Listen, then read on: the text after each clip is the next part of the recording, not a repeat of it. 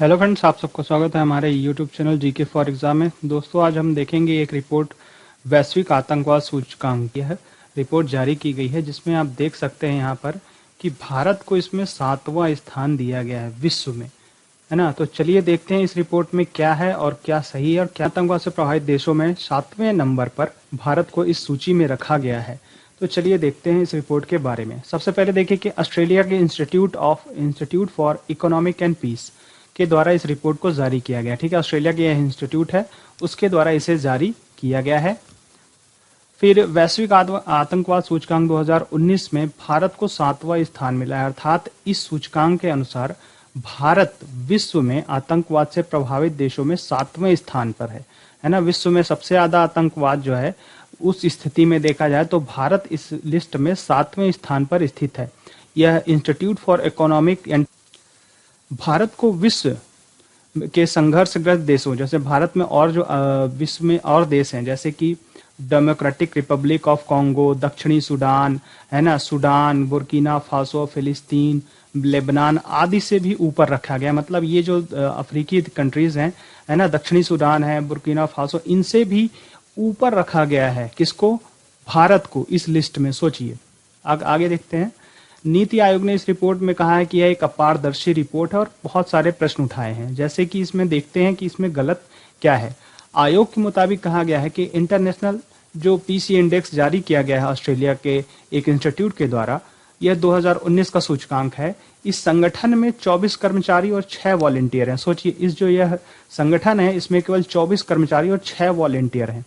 ठीक है, अब इसमें आगे देखते हैं कि जिसके कारण यह काफी महत्वपूर्ण हो जाता है कि किस प्रकार संगठन 163 देशों से आंकड़े एकत्रित करता है और फिर उसका विश्लेषण करता है ना। तो अब सोचिए कि 24 कर्मचारी हैं और 6 वॉलेंटियर हैं जो कि 163 देशों में कैसे डेटा को एकत्रित करते होंगे और किस प्रकार से इस रैंकिंग को बनाया गया है। तो नीति आयोग ने इस पर यही प्रश्न उठाए हैं। फिर उसके बाद जीटीआई के अनुसार, GTI means global terrorism index के अनुसार, आतंकवाद से होने वाली मौतों में गिरावट आई है, जिसके कारण आतंकवाद वैश्विक आर्थिक प्रभाव में कमी आई है।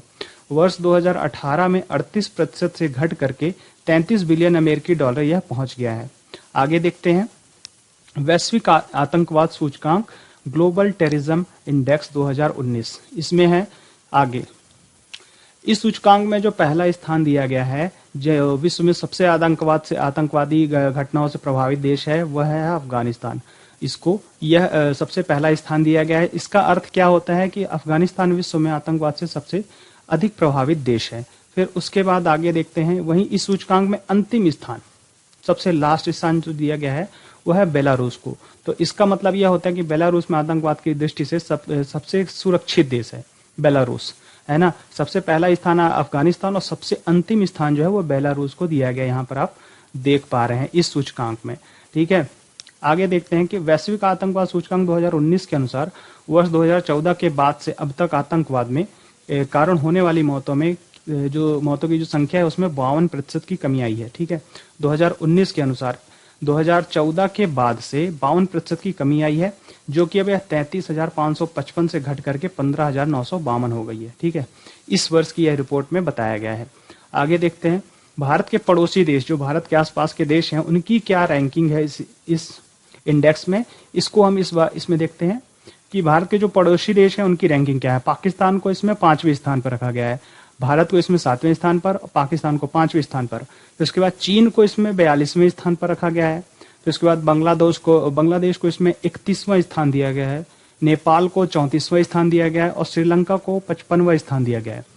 फिर उसके बाद भूटान को 137वां स्थान दिया गया है और म्यांमार जो है उसे 26वां स्थान दिया गया है। अब यहाँ पर देखिए एक चीज पर आप देख पा रहे हैं कि टोटल कुल मिलाकर के 163 देशों को इस सूची में शामिल किया गया है, जिसमें से भूटान जो है इसमें सबसे जो भारत के south Asian association of regional corporation है कंट्रीज, उसमें भारत जो है, भूटान जो है 137वें स्थान पर है। सबसे ऊपर कहा जाए तो पाकिस्तान है, फिर उसके बाद भारत आता है। लेकिन अगर विश्व में इस रैंकिंग को देखा जाए तो विश्व में इस रैंकिंग में अफगानिस्तान सबसे पहले स्थान पर, उसके बाद बेलारूस आता है, विश्व का सबसे सेफेस्ट प्लेस अगर इस रैंकिंग के अनुसार कहा जाए तो। आगे यह रिपोर्ट प्रस्तुत की जाती है। तो यूनिवर्सिटी ऑफ मैरीलैंड जो है इसके द्वारा जो ग्लोबल टेररिज्म डेटाबेस होता है, इसका प्रयोग किया जाता है इस रिपोर्ट में।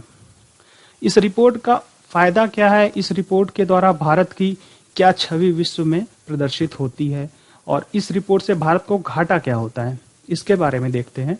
यह सूचकांक क्या होता है, किसी देश में आतंकवाद की स्थिति को दर्शाता है, ठीक, जो कि देश के अन्य और विभिन्न क्षेत्रों को भी प्रभावित करता है। ठीक है, जैसा कि सीधी सी बात है कि अगर आपको पता चलता है कि आपके एरिया में बहुत ज़्यादा आतंकवादी घटनाएं हो रही हैं, तो सीधी सी बात है कि विश्व में वहाँ पे कोई भी आना पसंद नहीं करेगा।